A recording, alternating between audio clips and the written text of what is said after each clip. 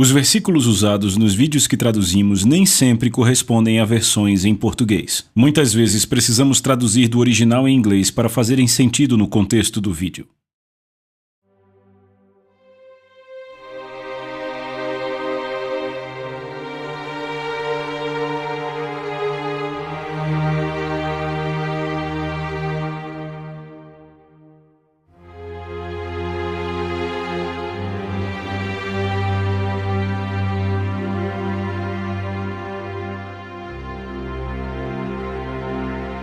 Amém, amém, amém!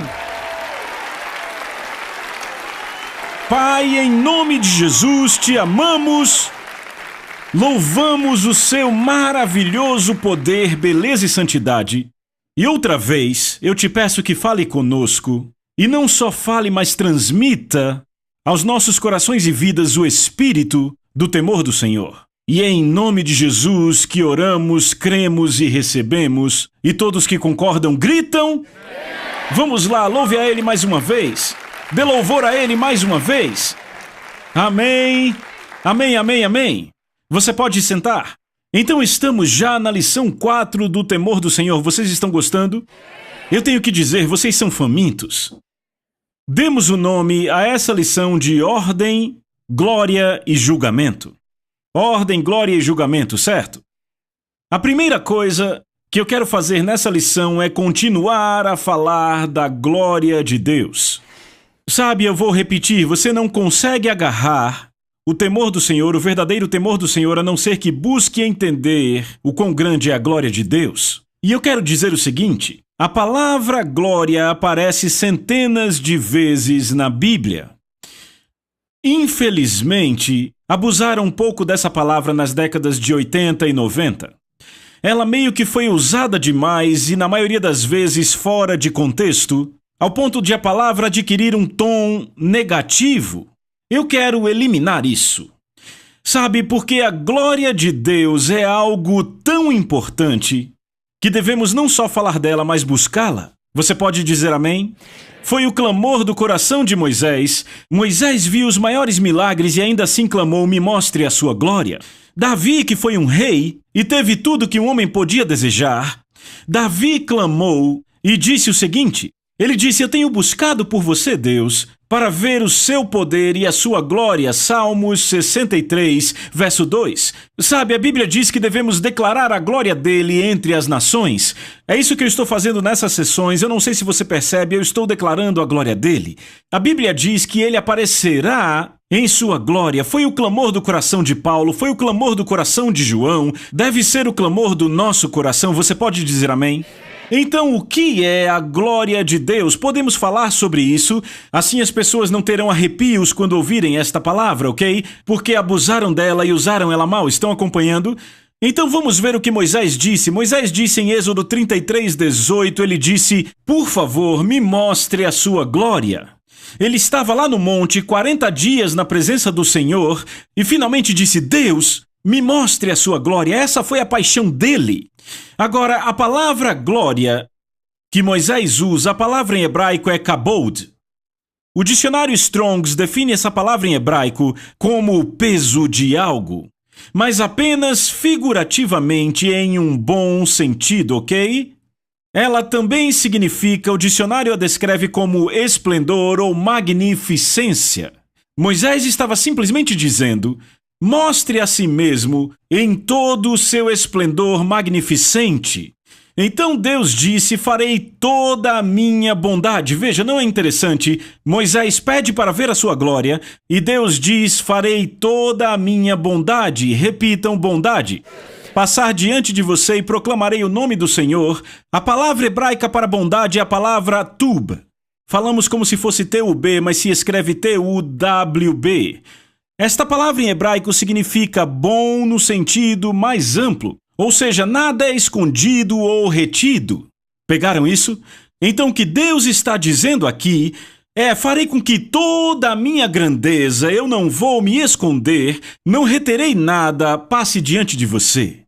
Ele disse, mas eu terei que cobrir você, porque você não pode ver a minha face, pois nenhum homem pode ver a minha face e viver, certo? Veja, o Senhor continua dizendo, ele diz, eu proclamarei o nome do Senhor diante de você. Antes de um rei entrar na sua sala do trono, agora pense nisso comigo. Fora do contexto do palácio, esse rei para sua esposa e seu filho, ele é marido e papai, correto? Mas no palácio é uma pessoa totalmente diferente. Ele se manifesta de forma totalmente diferente. Certo, há uma aura sobre ele. Antes desse rei entrar no palácio, havia um arauto, uma vez que tudo estivesse em ordem, tudo organizado, todo mundo em seu devido lugar, eles eram treinados a como reagir quando ele entrava, certo? O arauto então proclamava o nome do rei, e o rei entrava, com as suas roupas reais, todo o seu esplendor. Não havia como se enganar, naquela sala sabiam quem era o rei. Se você o visse andando na rua com uma camisa polo, talvez não soubesse quem era. Mas naquela sala do trono, uou! Não há como se enganar. Sabe, o jogador Kurt Warner é meu amigo. Eu e Kurt nos vemos 2 vezes por ano, certo? E sabe, quando eu encontro com ele, ele está usando camisa polo, calça jeans. Parece apenas um cara legal. Mas se você entra no estádio do Arizona, e eu sei que ele se aposentou já, e lá temos 100 mil pessoas, talvez 80 mil pessoas naquele estádio, e ele entra correndo por aquele túnel, há uma glória sobre ele, ele está na glória do que ele faz, conseguem ver isso? Há uma aura ali, há um esplendor, uma magnificência ali. Estão acompanhando, é assim com o rei. Então Deus diz, proclamarei o nome do Senhor diante de ti. Então, em outras palavras, Deus diz, ei, eu vou ser aquele que vai anunciar o meu nome. E eu vou entrar diante de você. Você pode dizer amém para isso? Certo? Então vemos que a glória do Senhor é tudo que faz Deus ser Deus. Todas as suas características, toda a sua autoridade, poder e sabedoria, literalmente o imensurável peso e magnitude de Deus, estão contidos na glória de Deus. Nada é oculto ou retido. Esta é a glória de Deus. Certo? Então podemos ver, como eu disse, quando Jesus ressuscitou, ele tomou o café da manhã com os discípulos. Mas então ele manifestou a sua grandeza ao apóstolo João na ilha de Patmos e ele caiu como morto. Se olharmos para Deus se revelando no Antigo Testamento, Deus disse a Abraão, Deus apareceu a Abraão próximo aos carvalhais e Abraão preparou uma refeição para ele. Certo? Mas Deus não estava em sua glória, não estava em sua glória revelada. Pense no rei, no palácio, com sua família. Mas quando ele veio naquele monte, todo Israel fugiu, porque a sua glória veio, entendem? A paixão de Deus, a paixão dele, ouçam isso, é nos levar à presença da sua glória. O objetivo dele para você, ouça, está em Apocalipse 22:4. Sabe o que diz sobre seus servos em Apocalipse 22:4? Veremos sua face. O que foi negado a Moisés, nós veremos. A paixão de Deus é levar a nós, seus filhos, a presença de toda a sua grandeza revelada, a sua glória. Nada oculto ou retido. Ele quer te abraçar. Estão vendo isso? Ele quer te envolver como um rei envolve. Essa é a sua glória. Então, eu me preparava para pregar num culto no Canadá, cidade de Saskatchewan. Era uma conferência e o dirigente já estava me apresentando. Não, desculpe, não era o dirigente, era o pastor da conferência já me apresentando. E de repente o Senhor começou a me passar por toda a Bíblia. E ele me mostrou uma progressão que acontece na Bíblia. E sabe, ele me levou de Gênesis até o Novo Testamento. Naqueles 2 minutos em que eu era apresentado, e só o Espírito Santo pode fazer isso. Mas Deus me mostrou que existe um padrão divino na Bíblia e é o seguinte: ordem, repitam ordem. Então antes da sua glória ser revelada, é preciso que haja ordem divina. Uma vez que a ordem divina é estabelecida, então a sua glória é sempre revelada na Bíblia. Uma vez que a sua glória é revelada, há grande bênção e benefício. Mas qualquer irreverência demonstrada na presença da sua glória, uma vez manifesta, encontra julgamento imediato. Deixa eu mostrar esse padrão, começa no jardim. Se olharmos para o jardim, lemos, na verdade, vamos para antes do jardim, diz que a terra, porém, estava sem forma e vazia, havia trevas sobre a face do abismo, e o Espírito de Deus pairava por sobre as águas. Deixa eu te dizer algo. O que eu estou definindo agora será a base do resto dos ensinos.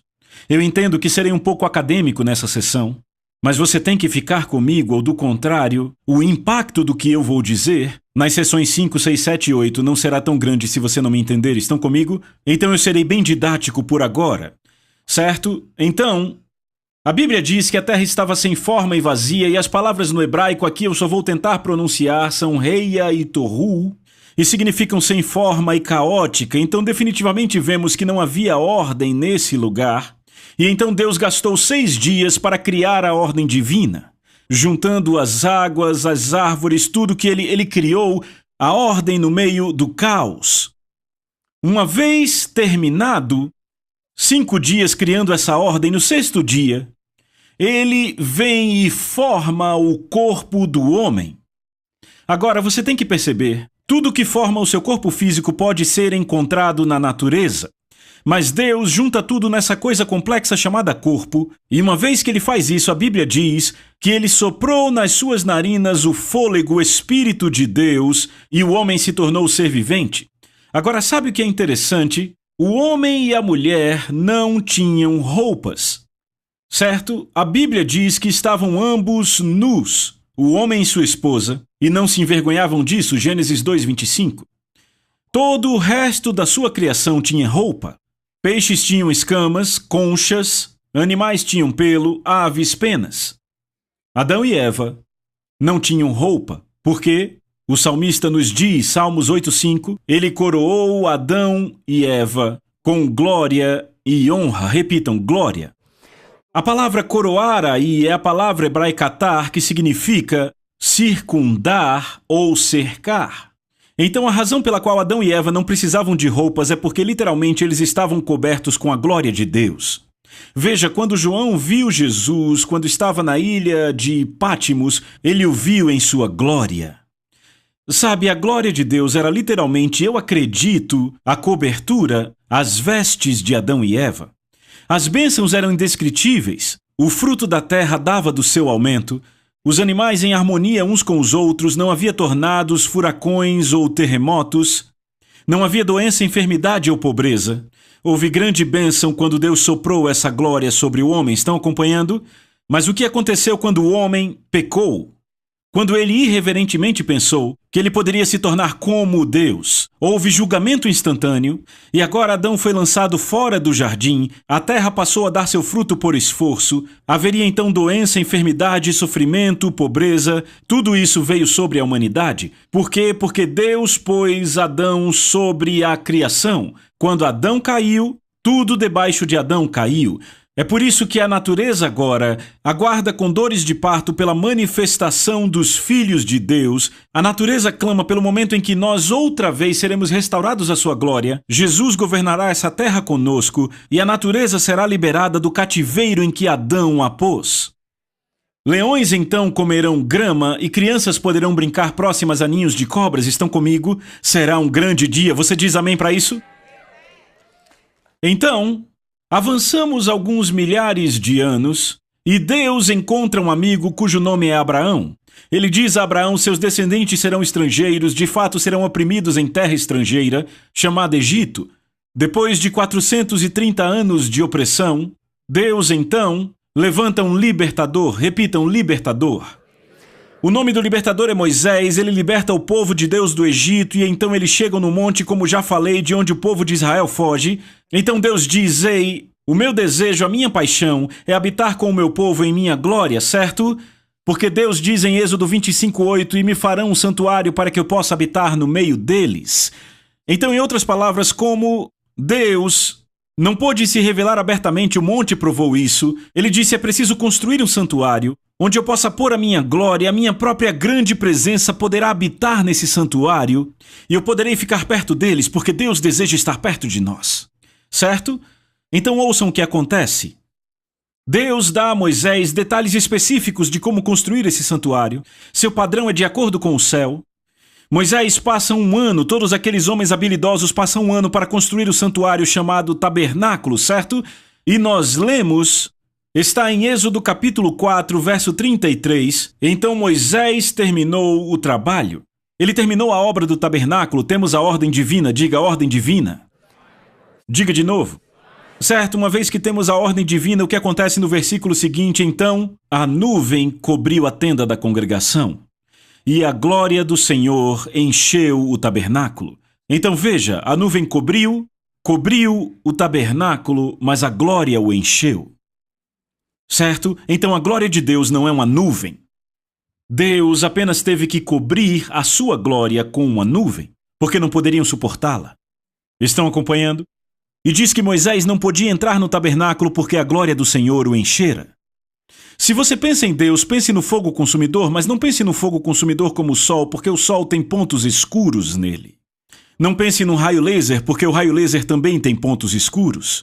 Deus é pura luz. De fato, ouça o que Paulo diz a Timóteo. Ele diz, em 1 Timóteo 6, 15 e 16, pelo bendito e único soberano, o Rei dos reis e Senhor dos senhores, o único que possui imortalidade, que habita em luz inacessível a quem nenhum homem jamais viu nem é capaz de ver.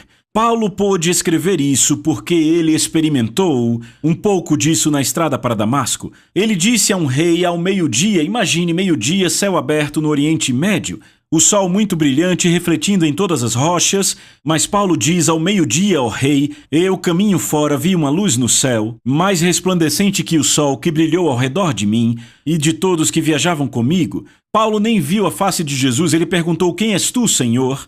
E ele disse, eu sou Jesus a quem tu persegues, mas ele disse que a luz que veio daquela presença ele nem viu. Ele disse que era mais brilhante do que o sol do meio-dia. Você já se perguntou por que a Bíblia diz que quando Jesus voltar em sua glória, o sol se tornará em trevas, a lua não brilhará e as estrelas não brilharão? O que vai acontecer? Ele vai ofuscar todas elas. Nós vemos no natural agora, se você olhar para as estrelas à noite, elas estão por todo o céu, especialmente aqui no Colorado. Mas o que acontece de manhã quando o sol vem? Todas as estrelas vão embora? Elas vão para o outro lado da Terra? Não, elas ainda estão lá, mas a glória do sol é muito maior que a glória das estrelas, e isso escurece as estrelas. Então, quando Jesus voltar, a sua glória será tão magnificente que o sol, embora continue brilhando, não mostrará o seu brilho, porque a glória dele vai escurecer aquele sol. Então vamos voltar ao tabernáculo de Moisés. Uma vez que a glória encheu o tabernáculo, grande bênção e provisão veio para as pessoas, certo? Mas então vamos para Levítico capítulo 10 e lemos no versículo 1, Nadab e Abiú, filhos de Arão, pegaram cada um seu incensário, nos quais acenderam fogo, acrescentaram incenso e trouxeram fogo profano perante o Senhor sem que tivessem sido autorizados. Deixa eu falar sobre isso. Nadab e Abiú eram 2 dos 4 filhos de Arão. Arão tinha 4 filhos. E nessa época, apenas 6 pessoas no planeta Terra tinham autorização de entrar na presença do Senhor. Quem eram os 6? Moisés, Arão e os 4 filhos dele. Então esses são 2 dentre as pessoas autorizadas. Quantos sabem que hoje todo crente nascido de novo é autorizado a acessar a presença de Deus? Por quê? Por causa do sangue de Jesus, o novo e vivo caminho. Mas nessa época, apenas 6 seres humanos eram autorizados na face da terra a entrar na presença do Senhor. E aí temos 2 desses 6. Nadab e Abiú. Agora notem que quando entraram ofereceram fogo profano. Repitam, fogo profano. A palavra profano é definida da seguinte forma: significa tratar o que é sagrado como comum. Tratar o que é santo como ordinário. O dicionário Webster dá uma definição com apenas uma palavra: irreverência. Então Nadab e Abiú entraram na presença de Deus e entenda, eles já faziam isso. Vinham fazendo isso. A glória encheu o tabernáculo em Êxodo, no fim do livro, mas em Levítico capítulo 2 não sabemos quantos anos se passaram, mas Nadab e Abiú, parte do serviço deles era entrar na presença do Senhor, o sumo sacerdote fazia isso. Esses homens também entravam no que se chamava lugar santo com uma certa frequência, e o que aconteceu foi que começaram a se familiarizar demais com a presença de Deus. Estavam perdendo o temor do Senhor, estão acompanhando? E eles entraram com irreverência, repitam, irreverência. Eu quero que notem o que aconteceu. No verso seguinte, lemos, então saiu fogo de diante do Senhor e os consumiu e morreram perante o Senhor. E aqui é aquele tipo de morte que o coveiro realmente vende e enterra 7 palmos abaixo da terra. Mortos. Sacerdotes do Senhor. Eram filhos de Arão, sobrinhos de Moisés. Mortos. Porque foram à presença da sua glória com irreverência. Julgamento instantâneo. Moisés disse a Arão, isso é o que o Senhor disse, por aqueles que se aproximam de mim, eu devo ser considerado santo, e diante de todo o povo eu devo ser glorificado. E então Arão se calou. O que Moisés disse a Arão foi um decreto universal e eterno. Como assim um decreto universal e eterno? Universal significa que o que Moisés tinha acabado de falar, porque Moisés apenas citou o que Deus havia falado anteriormente. Isto é o que o Senhor disse por aqueles que se aproximam de mim. Então esse não foi um pensamento de Moisés. Foi algo que Deus falou anteriormente, e o que ele falou é universal e eterno. Universal significa que se aplica a todo ser criado, humano ou angelical. O que significa eterno? Eterno significa que sempre foi dessa forma e sempre será dessa forma, nunca vai mudar, querido. Deus disse, por aqueles que se aproximam de mim, eu devo. Não é eu posso, não pode ser uma boa ideia, eu devo ser considerado santo. Eu quero te desafiar antes de você orar, a realmente fazer o que Jesus ensinou no Pai Nosso. Pai nosso que está nos céus, santificado seja o teu nome. Perceba isso por dentro, para que você medite na grandiosidade do Pai que você está chamando de Pai, que é o seu Pai. Ele é o seu Pai, mas ele também é fogo consumidor. Ele também é o Rei do Universo, você pode dizer amém? Houve julgamento imediato. Por quê? Porque esses dois rapazes que eram autorizados a estar na presença de Deus vieram com irreverência. Agora vamos ao templo. Avançamos alguns anos, basicamente 500 anos. E então chegamos a Davi. Davi tinha uma paixão para restaurar a presença de Deus a Israel. Deus disse, Davi, você já teve guerra demais. Eu quero que o seu filho construa meu templo. Eles já estão na terra prometida, não precisam de um tabernáculo portátil, porque não estão vagando como no deserto. E Deus disse, certo, podem me construir uma casa. Ainda não é a casa que eu quero, porque a casa que eu quero é uma casa não feita por mãos. Mas façam-me uma casa. E eu quero que seu filho faça. Salomão passou 7 anos levantando esse elaborado templo. O que eu quero dizer é, o ouro naquele templo era cerca de 4.000 toneladas. A prata, 40.000 toneladas. E bronze não dava nem para pesar. Imagine um prédio elaborado.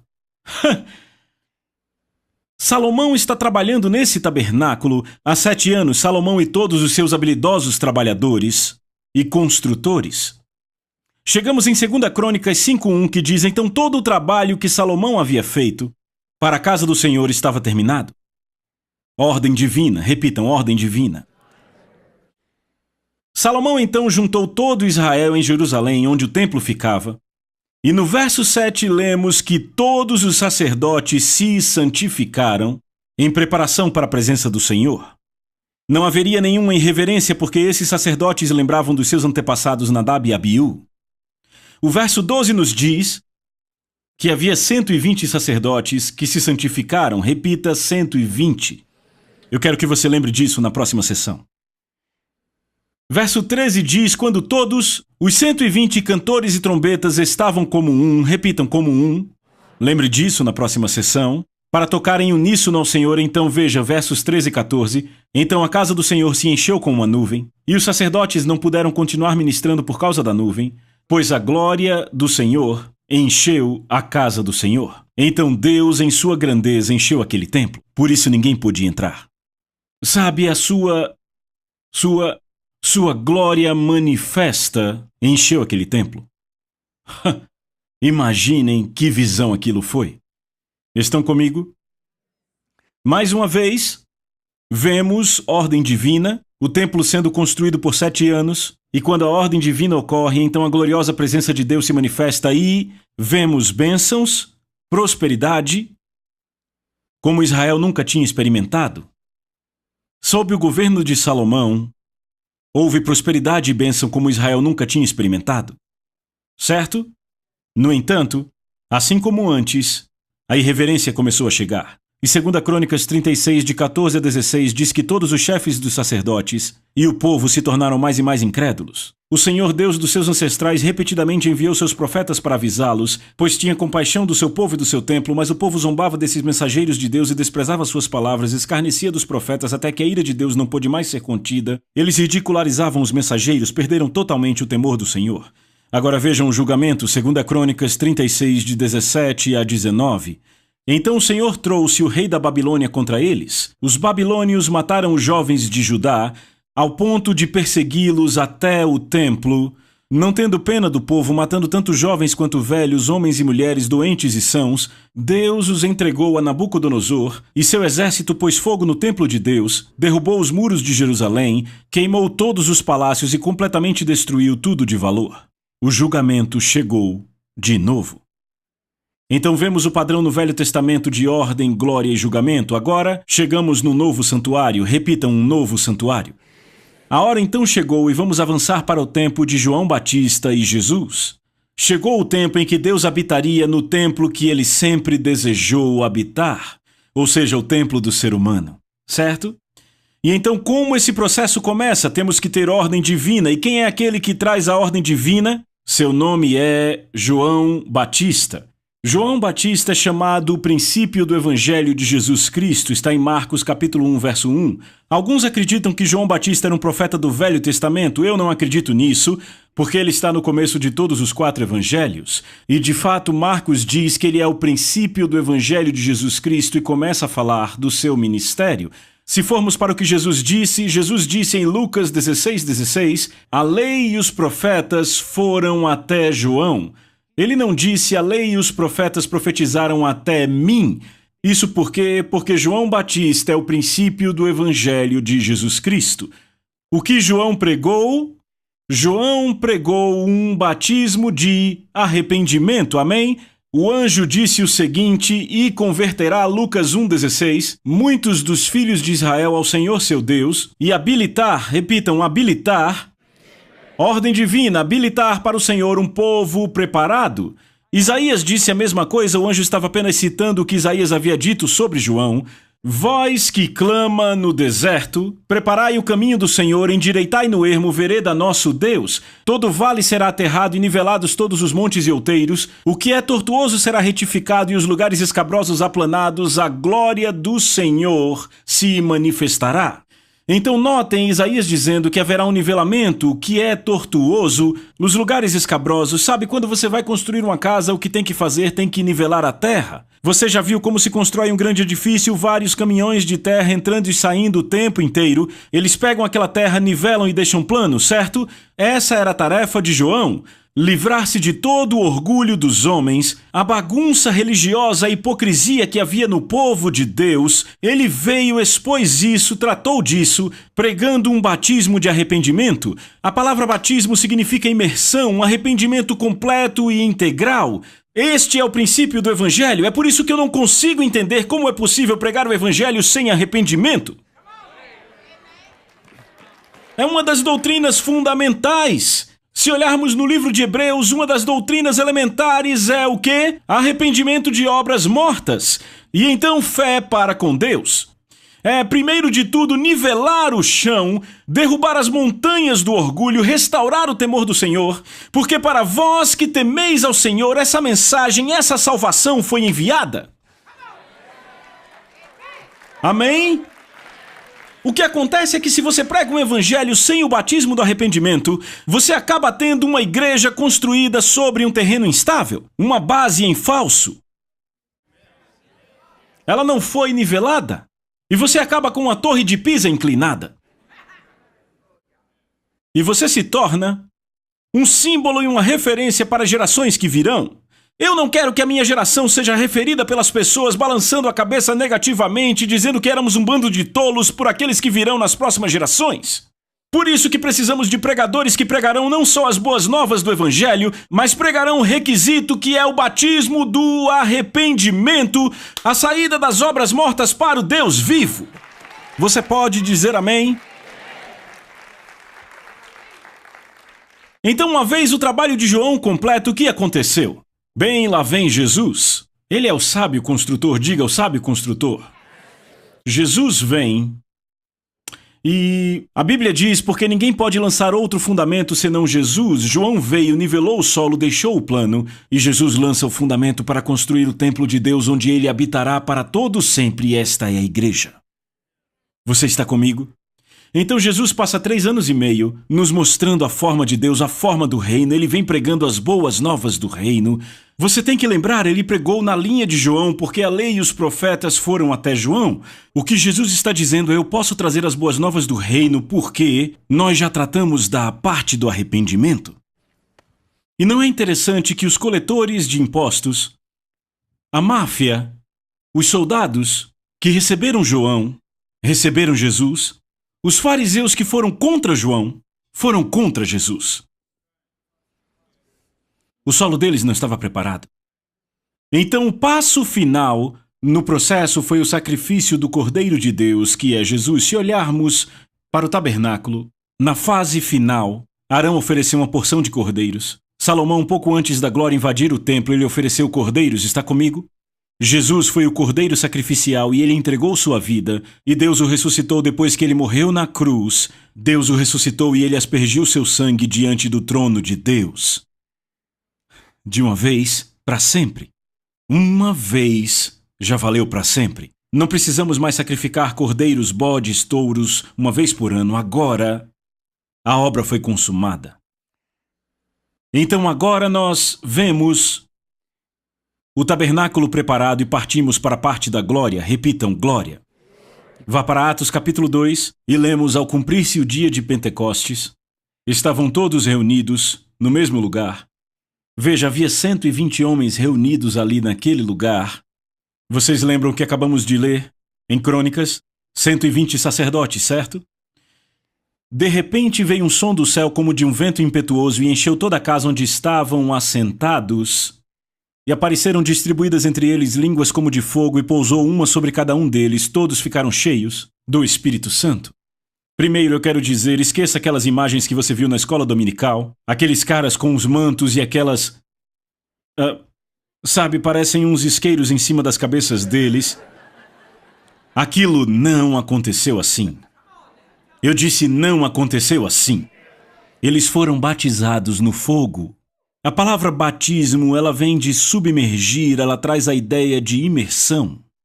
O corpo humano é alongado, plano e estreito. Se o seu corpo fosse batizado com fogo, ele se pareceria com uma língua. Você consegue ver isso? A glória do Senhor encheu seu templo, mais uma vez. O templo onde ele sempre desejou habitar. Agora Deus está habitando outra vez, como foi com Adão, no templo onde ele sempre desejou habitar. A sua glória está enchendo o templo que ele desejou encher, você entende? Então vemos, a ordem divina veio no Novo Testamento, e Deus encheu o templo com sua glória em Atos 2. Na próxima sessão, eu vou falar com vocês do próximo passo.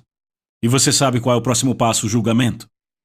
E eu tenho certeza que isso vai abrir muito os seus olhos, sabe por quê? Porque você sabe do que eu vou falar, de um casal chamado Ananias e Safira. Eles mentiram, desrespeitaram a presença do Espírito Santo, imediatamente morreram. Pessoas se perguntaram: eu conheço pregadores que mentem, e por que não morrem? Você vai ver tudo isso na próxima sessão.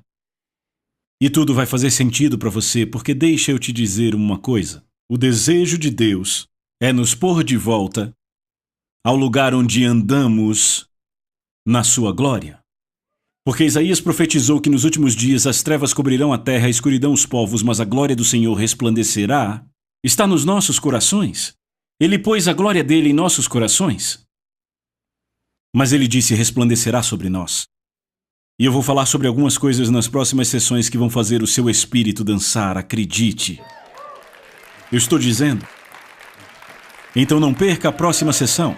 Vejo vocês na sessão 5. Amém?